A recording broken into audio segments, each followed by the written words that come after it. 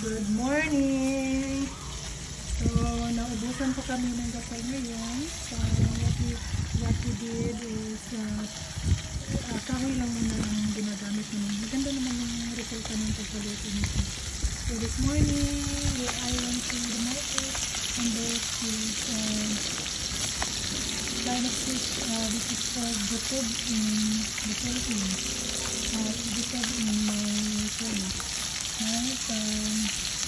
Yan pang ulam namin this morning. So, ito po yung paligid namin.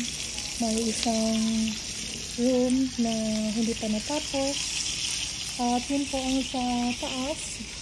It's a field with grasses. At yun po ang building ng isang kolehiyo dito sa Cagayan. It's the government State College. At yan isang boarding house na may 10 rooms. At hindi pa siya na-occupied kasi wala pang estudyante na naglaran. So this is yan. Ang kilo po nito is 100 pesos lang. Pero I think hapon lang ito is ganito. Pero pabili din kami lang sa market. Dami namin nilabhan. Ano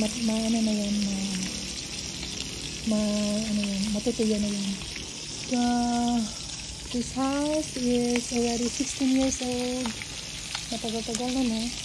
Tapos yun ay ang dagat ng Cagayan City. Maganda naman dito. So, yun. Okay, that's all.